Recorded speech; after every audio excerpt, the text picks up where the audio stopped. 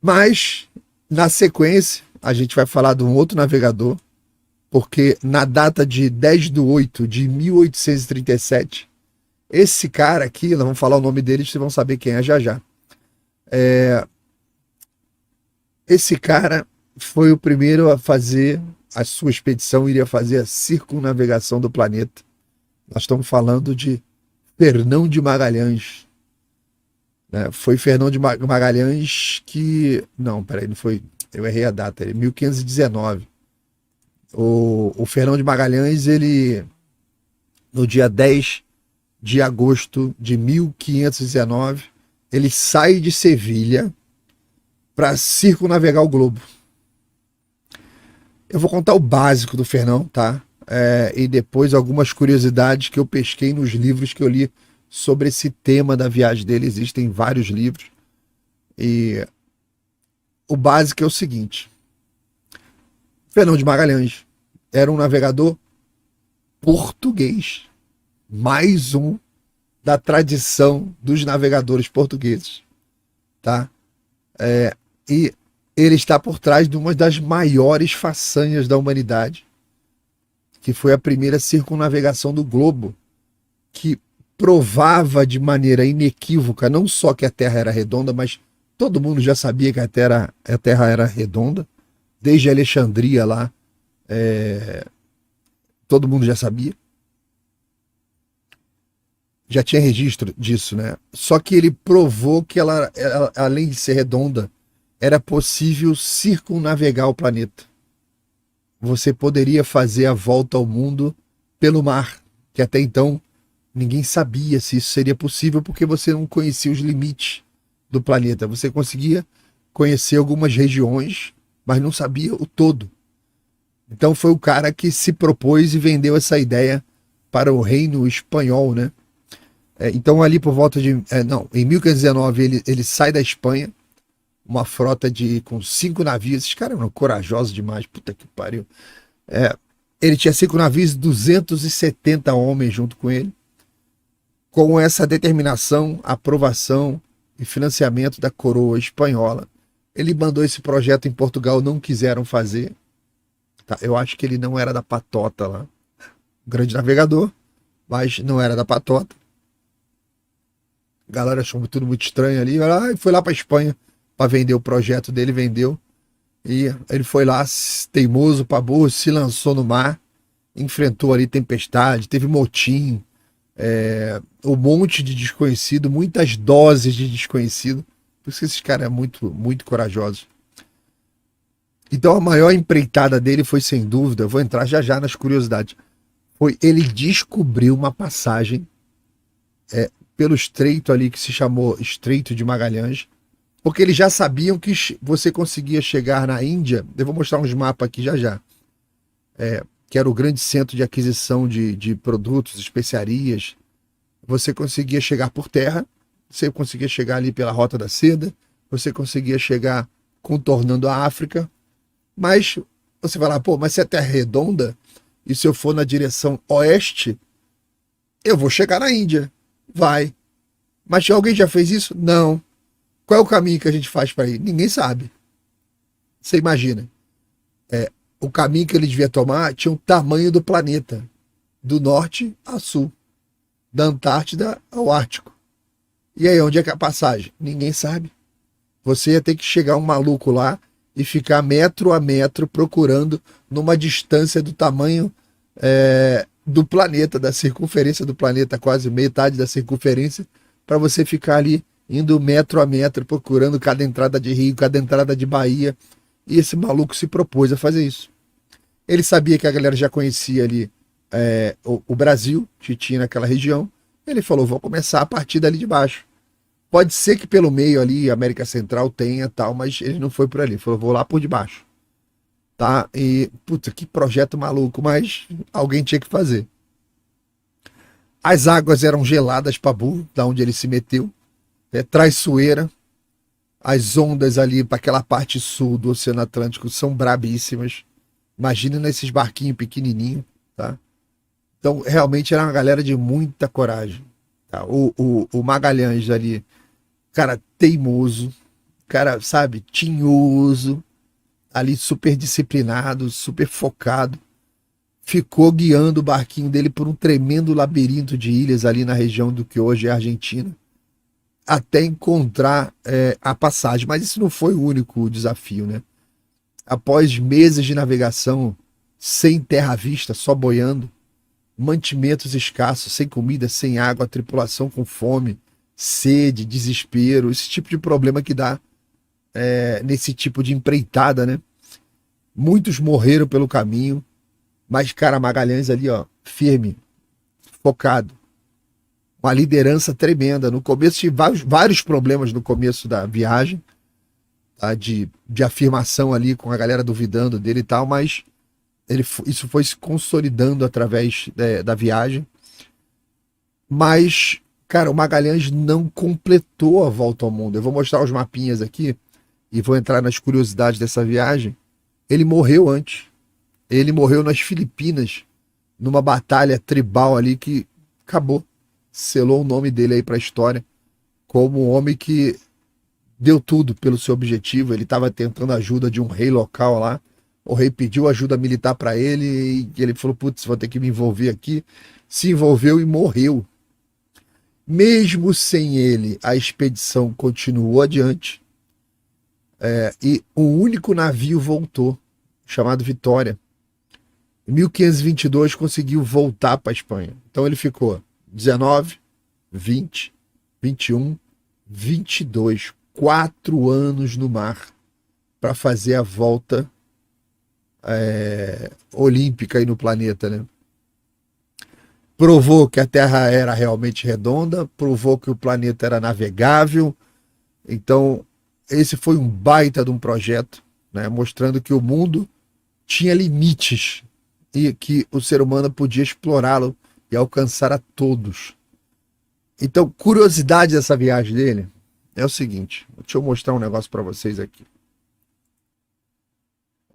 Isso aqui é a passagem ali na Argentina, onde ele descobriu, tem os pontos onde ele parou tal, e o estreito que ele conseguiu, ele ficava entrando em tudo quanto é lugar, tá? Procurando todos os buraquinhos para sair do outro lado, e aqui tem a rota que ele conseguiu seguir ali na região da Argentina para encontrar o Pacífico. E como é que eles sabiam que aquilo era um oceano e não era uma grande rio, uma grande baía? Eles testavam o seguinte, eles jogavam, imagina que ele está aqui dentro, aí pega essa bainha das sardinhas aqui que é grande, o cara olha, não vê margem, não vê nada, aquele monte de água, ele fala assim, será que isso aqui é um oceano? Cara, ele jogava um balde na água, trazia o balde, bebia a água, se a água fosse salobra, uma mistura ainda de água doce com água salgada, ele falava, não, isso aqui não é oceano ainda. Eles ficavam bebendo a água, para ver até que a água ficasse completamente salgada. Quando ficasse salgada, falava, agora a gente está no oceano. Porque aqui tem um monte de rio, né? Um monte de afluente, um monte de coisa desembocando ali no meio dessa região. Então a água fica toda com um sabor diferente. Tá? Então eles iam fazendo esse teste bebendo água, bebendo água, bebendo água. Tá? Isso tá nas biografias aí que eu li sobre essa viagem. Então, aqui tem um mapa mundi que mostra, ó, aqui em cima da onde ele partiu, tá? Deixa eu ver se ele... Quem não tá mostrando o meu mouse? Mostra o mouse de Papai Jala. Cadê mouse? Deixa eu ver uma coisa aqui. No PPT, né? Deixa eu ver aqui, ó. Aqui, ó. Mostra o mouse de papai. Mostra o mouse. Mostra. Aê! Aqui, ó. Ele sai daqui, da Espanha, tá? Segue aqui pro Brasil. Para ali, ó. Cabo de Santo Agostinho. Baía de Santa Lúcia. Que depois veio ser chamada de Baía da Guanabara. Eu vou comentar algumas coisas interessantes ali sobre a Baía da Guanabara, tá? Depois ele para lá no Rio da Prata e o cara vem quicando pelo litoral todo, procurando uma passagem, procurando, porque eles sabiam que essa região aqui de baixo, essa região aqui do Cabo Horn aqui. Isso aqui é violentíssimo. Encontros dos dois oceanos. Hoje, os navios de aço super tecnológicos, eles já evitam. O canal do Panamá tá aí para provar isso, tá? Não dava. Por isso que ele estava procurando uma passagemzinha antes de chegar naquele tormento. Conseguiu passar por ali. Aí Magalhães pegou o pior trecho da viagem. O pior trecho da viagem, esse trecho aqui, depois que ele sai do estreito, aquela alegria, a faixa de Oceano Pacífico, até ele chegar ali na Ilha dos Tubarões, é o Puca Puca, isso aqui, se vocês perceberem, é uma distância tão grande quanto da Argentina até basicamente ali, ó, quase na Europa, né? Só que sem parada. Não conseguiam parar em lugar nenhum. Ou seja, esse trechinho deles aqui foi onde quase todos eles morreram. Porque você não tinha como ter água e você também não tinha como ter comida. Foi terrível esse trecho porque ainda não tinha vento. Terrível. Terrível esse trecho, tá? Então, eles chegam ali na ilha Vostok depois, vai reabastecendo, tal. Vamos pro lado de lá.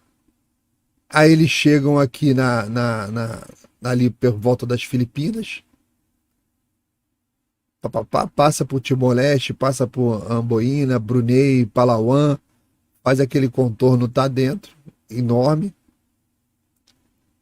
Foi por ali que Magalhães morreu, volta pelo Cabo da Boa Esperança e depois consegue voltar para a Espanha. 4 anos de viagem para fazer essa volta toda.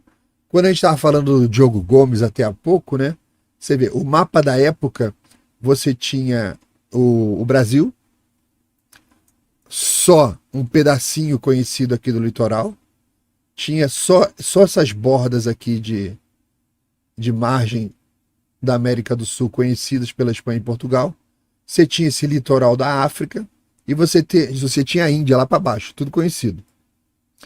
Quando o Diogo Gomes se perdeu aqui nessa região, aqui embaixo, que aí ele tinha que pegar a rota e seguir para as Índias, que ele falou, não, vou para outro lugar, tô sozinho. Aí ele começa a subir, aí que ele encontra Madagascar, entra aqui em Aden e tal, e conhece essa região toda aqui, mapeia essa região, depois ele volta, mostrando que ele tinha um pleno domínio da navegação, o cara volta e vai lá para Portugal para levar a descoberta que ele fez para todo mundo saber.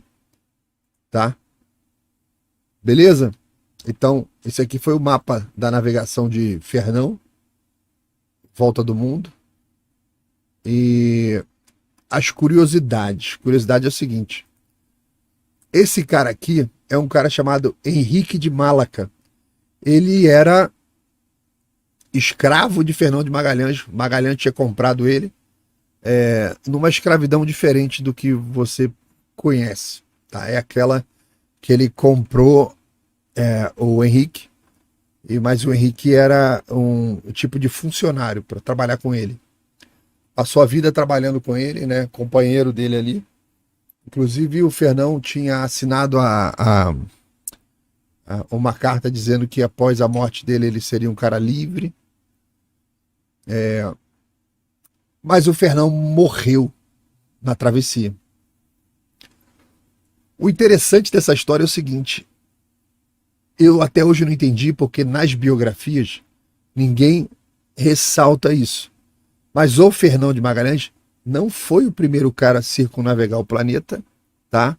Ele morreu, a tripulação dele continuou e a tripulação dele circunnavegou o planeta e o pessoal fala, a expedição do Fernão foi a primeira a circunnavegar o planeta.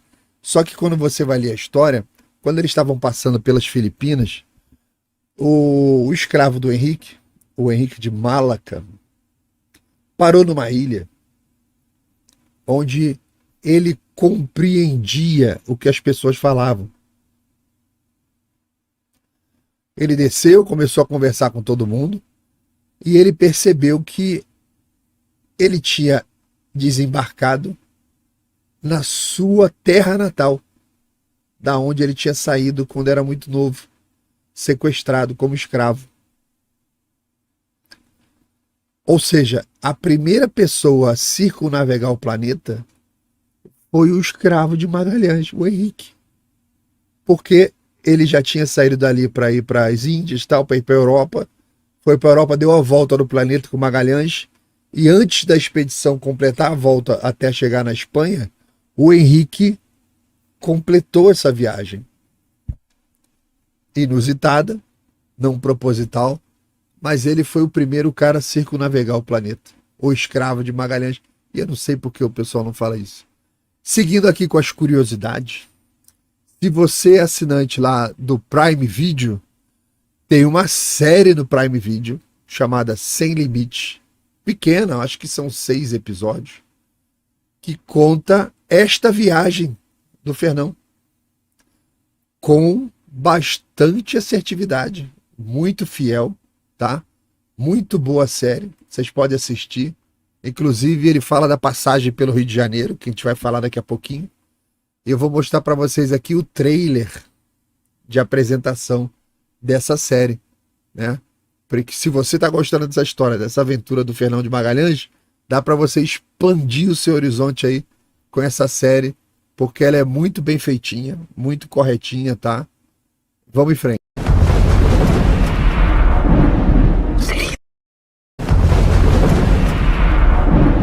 Sería un descubrimiento único.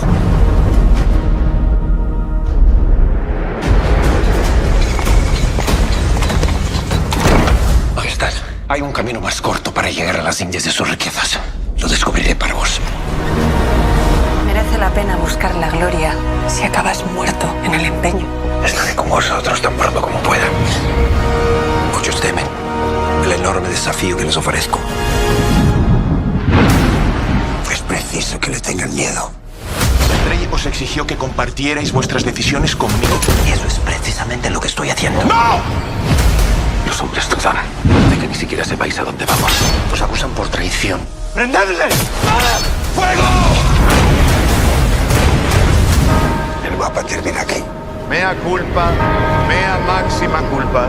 Pero el mundo no. Hemos navegado por aguas que jamás nadie antes había navegado. ¡Ahora! Estamos recorriendo el mundo que no conocemos. Todo eso no servirá para nada si no conseguimos completar este viaje. ¡Volvamos a España y hagámoslo con las bodegas a rebosar de especias!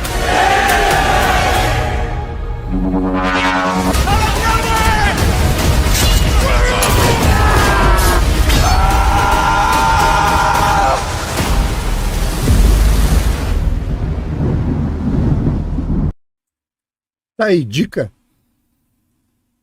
Dica de série pra vocês aí. Muito boa, cara. Vocês não vão perder tempo assistindo não, tá? Não vão perder tempo de maneira nenhuma. Aí, seguindo aqui com as curiosidades sobre essa viagem que aconteceu, começou num dia como hoje, em 1519, no finalzinho do ano, dezembro, o Fernão parou para abastecer no Rio de Janeiro, como vocês viram ali. Na biografia dele escrita ali, ele parou em dezembro, era dezembro ali, ele passou o Natal aqui no Rio de Janeiro. Aqui, eu tô em Brasília. Aqui no Brasil, né? Eu sou carioca, porra. Mas eu tô em Brasília. Então não é aqui. Passou lá no Rio de Janeiro. Ele ficou entre 13 e 26 de dezembro, ali na Baía de Guanabara, reabastecimento, pegando fruta, pegando comida, pegando carne, o que ele podia fazer para estufar o navio para poder continuar a viagem. Naquela época, embora o Rio já tivesse sido descoberto, já estava nos mapas, tal, não estava ocupado, tá? Então, na biografia escrita ali pelo Stefan Zweig, ele afirma nos estudos que ele fez, que era um dos escritores mais célebres da época dele, ali no período da Segunda Guerra, o Stefan Zweig, austríaco, que veio morar no Brasil por causa do Hitler. Ele afirma que... O interessante é porque ele escreveu essa biografia do Fernão de Magalhães, porque quando ele saiu fugindo do Hitler, veio para o Brasil, ele estava... Eu já contei isso aqui, ele estava dentro do transatlântico dele vindo para o Brasil, estressado ali, sabe? Aquele tédio. De repente ele teve um profundo acesso de vergonha. E ele fala na biografia: caramba, milhares de pessoas morreram para que esta travessia fosse possível, os mapas fossem feitos, as correntes marinhas fossem mapeadas, né? As tecnologias avançaram. Eu estou aqui hoje na primeira classe, comendo comida quente, a melhor comida que possa te ser oferecida, uma cama quente, tá? Um navio com uma tecnologia super avançada, e eu, entediado.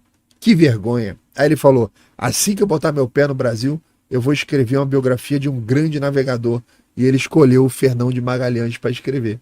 Então, nessa biografia, o Stefan Zweig afirma que nesse período que ele parou no Rio, ele construiu uma ermida dedicada a Santa Luzia.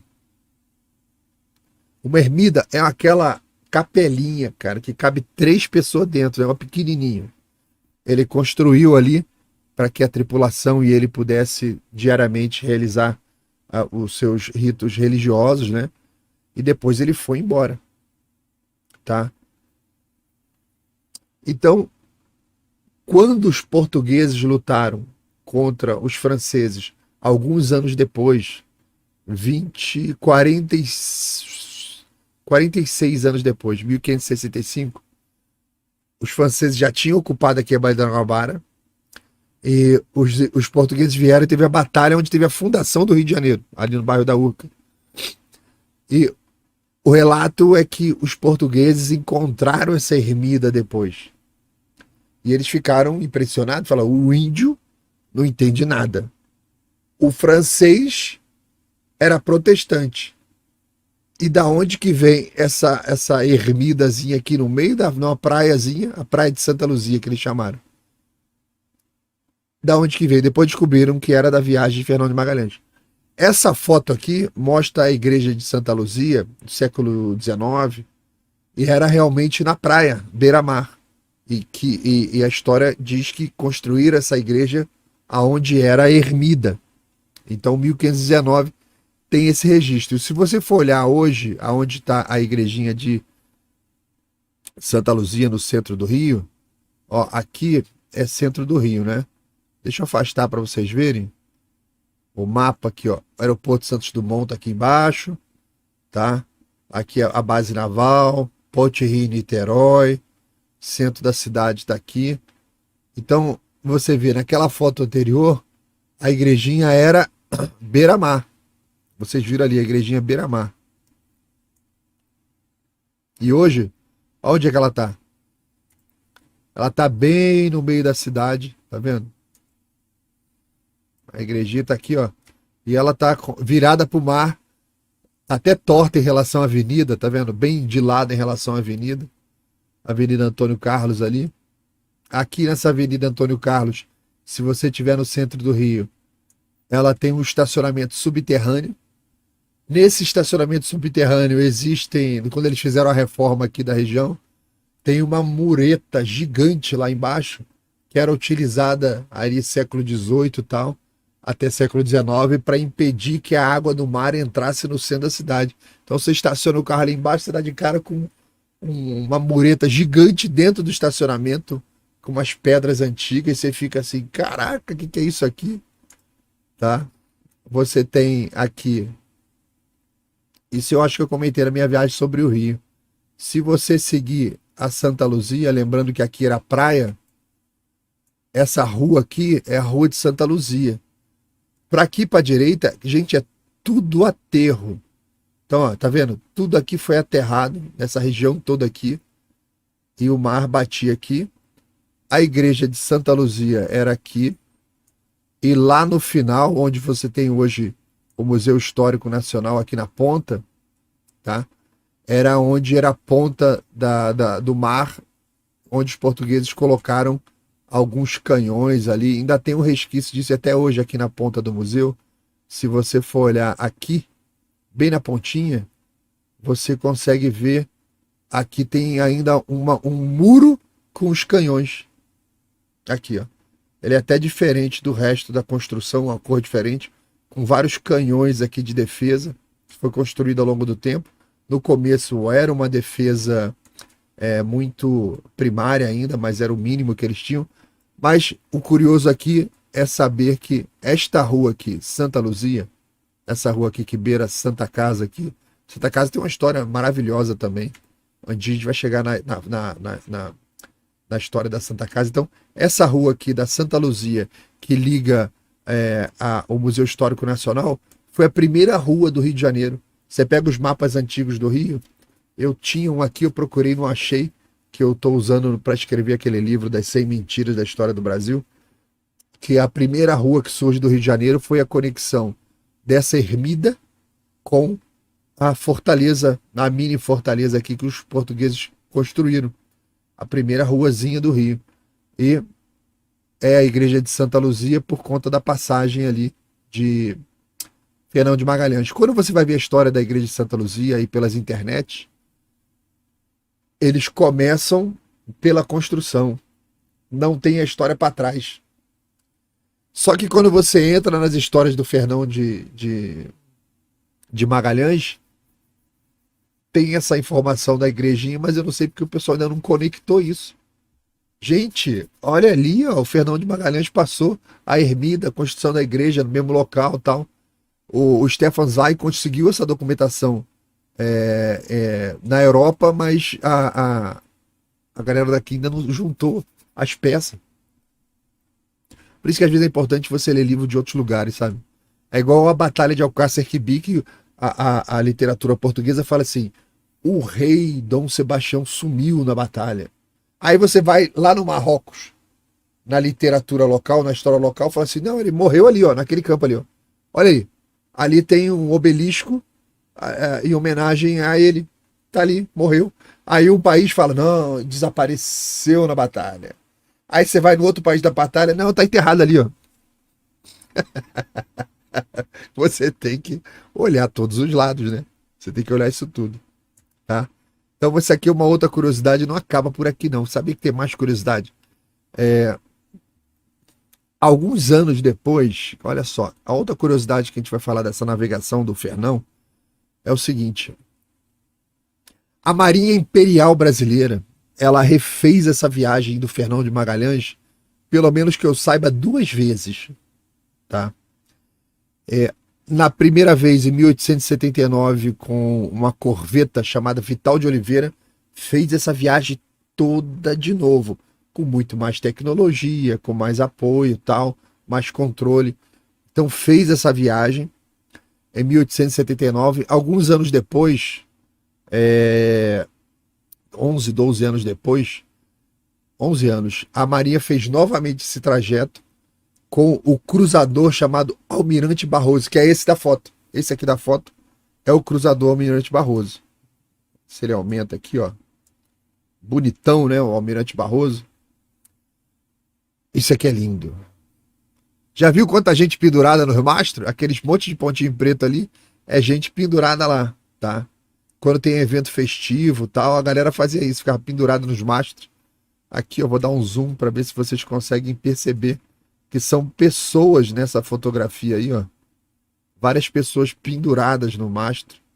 Algum evento festivo. Eles fizeram isso na chegada da Leopoldina, era uma tradição, né? Um monte de gente pendurada ali, ó.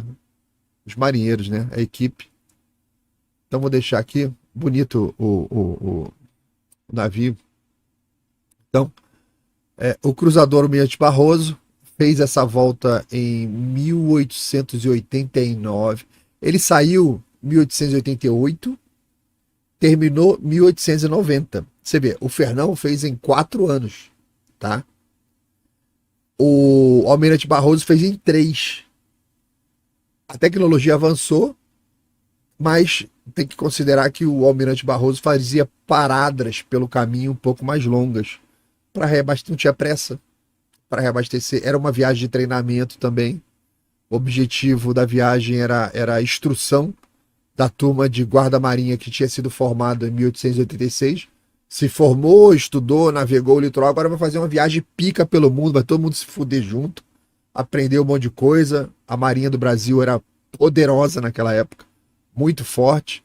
Tanto é que esse navio, ele era uma demonstração do próprio poderio da indústria naval brasileira. Ele era uma baita novidade na época, porque ele já tinha sido construído com uma combinação de madeira e aço. Estou falando de 1888. O Brasil já estava usando aço na construção dos seus navios de guerra. Você tinha feito isso um pouco na Guerra do Paraguai, ali uns 30 anos antes, mas a navegação fluvial, tinha o Amazonas, é outra história. Navegação oceânica não tinha. Tanto é que, por ser experimental, chegar um pouquinho para cá para ver melhor, por ser experimental, esse navio, o Barroso, a tripulação estava encagaçada para fazer a viagem. Teve polêmica na imprensa. O pessoal estava encagaçado para fazer essa volta ao mundo, mas como Pedro II era um cara ligado às ciências, apoiava todas essas evoluções, a Marinha do Brasil tinha vários recursos de ponta com relação ao que o mundo tinha. Nós chegamos a ter, alguns anos antes ali, não foi antes não, deixa eu ver aqui. Foi depois, logo depois. Foi depois. O Brasil desenhou um projeto de 2 encouraçados, tá? O Aquidauã e o Riachuelo, que quando o Brasil recebeu esses encouraçados, o chefe da Marinha Americana pediu licença ao parlamento. Isso você vai encontrar essa história num texto da Marinha Americana chamado Remember the Maine. E ele fala para o Congresso, o chefe da Marinha Americana fala para o Congresso: precisamos desenvolver nossa marinha e tal. Vocês viram os 2 navios brasileiros agora? Quão avançados são, modernosos, pica das galáxias, a porra dos navios, e a gente aí com um monte de carroça. Ele fala assim: arrisco dizer que se a esquadra americana encontrar esses cruzadores em alto mar, e supostamente estivesse numa guerra e tal, arrisco dizer que nenhum navio americano voltaria para o porto. O chefe da Marinha Americana falando: apenas 2 encouraçados brasileiros seriam suficientes para derrotar toda a Marinha Americana, por conta de tão avançado que eles eram. E hoje, nossa marinha pouco mais do que uma marinha de carga. Tem o porta-helicóptero, uma corveta ou outra. A República tomou todos os cuidados para que tanto o Exército como a Marinha não tivesse nenhuma força que pudesse atuar contra a própria República. Que lixo, cara, a República. Que lixo. Mas, seguindo com a história, eu adoro falar mal da República, eles merecem. O navio era experimental, ninguém queria viajar. Pedro II era um puta de um apoiador da ciência, foi conversar com os engenheiros mostraram para ele como é que tinha sido feito, blá, blá, blá. Aquilo era absolutamente seguro. Sabe o que Pedro II fez? Pegou o príncipe Dom Augusto e colocou para fazer a viagem. Aí falou para os marinheiros, pessoal da armada: essa porra vai ser tão segura que o príncipe vai junto com vocês. Aí o pessoal foi. Então, uma coisa curiosa dessa viagem, que durante essa viagem aconteceu a proclamação da República, na teoria, na história não. A porra do golpe da República que botou a gente nesse buraco até hoje aconteceu durante essa viagem. Aí o ministro da Marinha da República, o vagabundo que estava no cargo lá, mandou um telégrafo lá para a região, sabia mais ou menos aonde que o barco ia portar, tinha todo o plano da viagem, para avisar da proclamação da República e que a tripulação deveria expulsar o príncipe do barco. Cara, olha que espírito de pequeno, sabe, que espírito nojento. Pô, o barco tá lá do outro lado da porra do planeta. O cara tava aqui no Brasil preocupado que o príncipe tá lá naquele barco brasileiro que agora nós somos república, agora nós somos foda, a gente somos bom. Aí o cara se dá o trabalho de mandar um telex lá pra puta que pariu pro comandante trocar as bandeiras do navio e expulsar o príncipe. Cara, gente medíocre, né? Bom, o príncipe era neto de Pedro II, tá? Fazia parte da tripulação desde o início, e ele teve que desembarcar lá no Sri Lanka. Eu tenho aqui uma foto do príncipe, olha aqui, ó, quando eles pararam no Japão, ele arrumou lá uma roupa, lá tirou uma foto, a fotografia estava começando, né? Com uma roupa lá igual quando você viaja e vai lá e tira foto com a porra da roupa local e tal. O príncipe mandou um telégrafo de volta pro ministro lá da Marinha falando o seguinte: olha só, dá para ser uma licença, alguma coisa assim? Vou completar a viagem, já tá aqui, tá? Já tinha se afeiçoado à tripulação, virou uma grande família nessa viagem, né?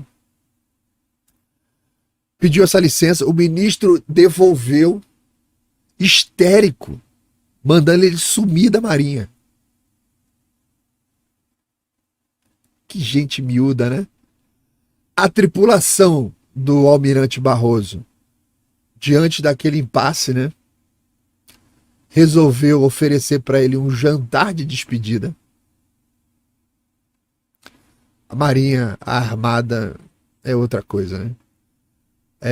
Esse evento de despedida foi discrição do próprio comandante do Barroso, de todo mundo que participou, carregada de emoção e simbolismo, porque até eles mesmos estavam achando aquilo tudo muito estranho. Todos eles foram monarquistas, criados dentro do império, um império de virtudes, um império enorme. Eles estavam ali numa viagem, dando a volta ao mundo, de reafirmação das tecnologias, das coisas que estavam melhorando, estavam evoluindo. E de repente entra um grupo lá de maluco, lá na puta que o pariu no país, resolve tomar o poder, expulsar todo mundo.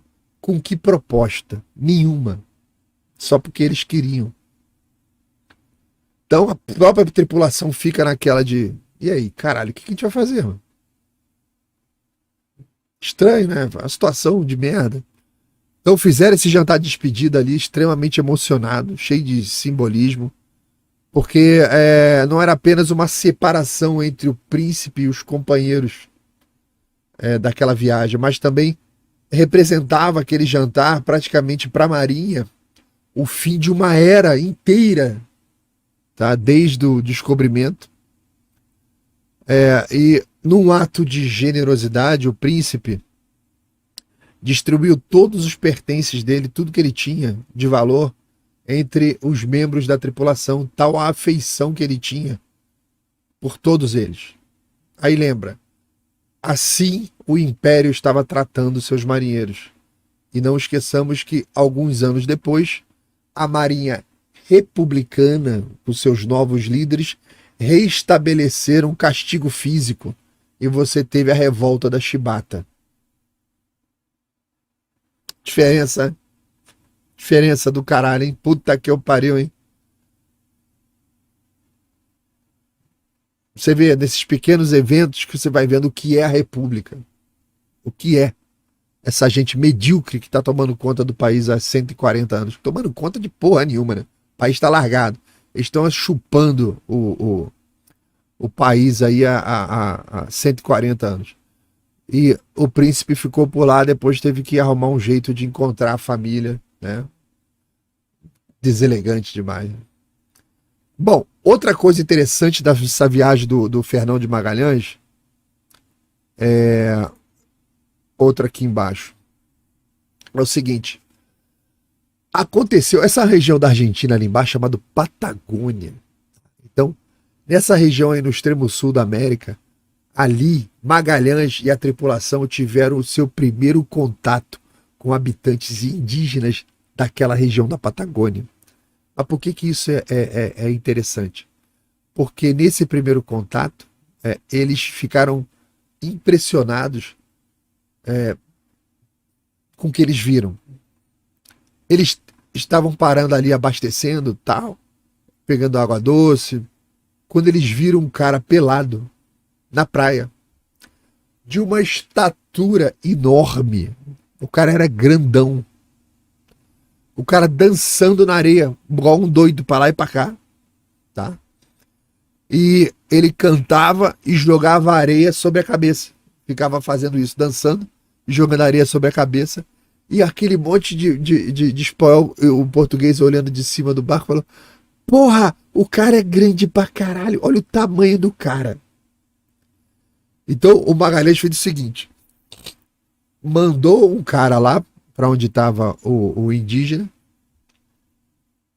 e falou pro cara: ó, você vai fazer exatamente o que ele tá fazendo.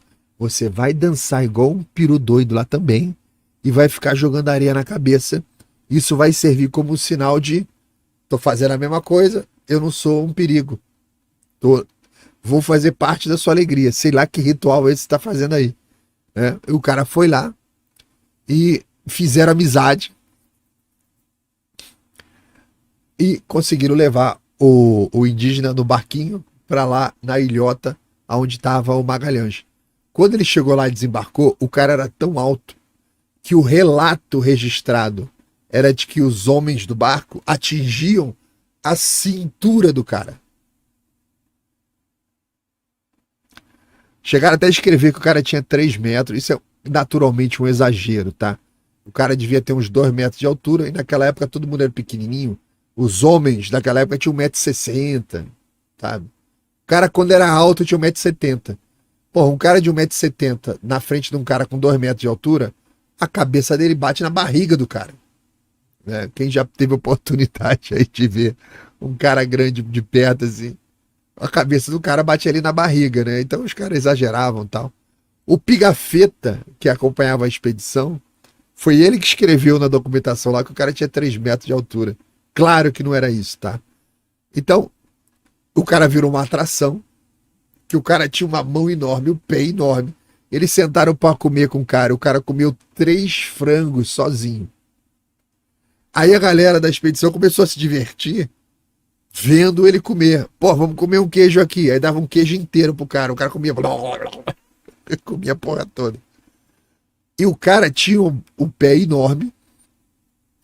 E eles falavam o seguinte: que ele tinha um pezão. Imagina, fala aí, ó, pé grande, pezão, pé de chumbo, por aí vai. Brasileiro faria isso. Ele tinha um pé gigante. E depois, você derivando, ele tinha uma pata enorme. Ele tinha um patão enorme. Em espanhol, ele tinha um patagão. E por isso que o nome da região ficou batizado como Patagônia, que é o local dos índios do pé grande. Por isso se chama Patagônia, que é outra curiosidade aí dessa viagem. Beleza? Vou agora que eu me lembro assim de cabeça, não tenho mais curiosidade sobre a viagem do Fernão de Magalhães. Não, acabou. Acho que tem muito detalhezinho pequeno das lutas, batalhas e tal. Teve motim aí nessa região da Argentina também. É o Patagão. Vocês sabiam que a origem do nome Patagônia vem do pé do índio, cara? Que era enorme, um índio todo gigante, comia pra caramba. Esse índio morreu. Ele acompanhou eles na viagem, mas o cara naturalmente definhou. Teve doença e naturalmente eles não conseguiam alimentar o cara. Eu acho que foi uma das grandes merdas que eles fizeram na viagem. Alguém que teve essa ideia de jirico, de levar o índio junto com eles. Puta que eu pariu. Morreu o índio. Morreu. E aí, você que chegou agora aqui no final do vídeo, cara, obrigado por chegar aqui. Importante isso. Curte, compartilha, se inscreve no canal, entra no clube de assinantes, faz o que você puder aí para ajudar o Palhaço a trazer mais notícia. Obrigado, tá? E bota no grupo da família, fala assim, olha o Palhaço.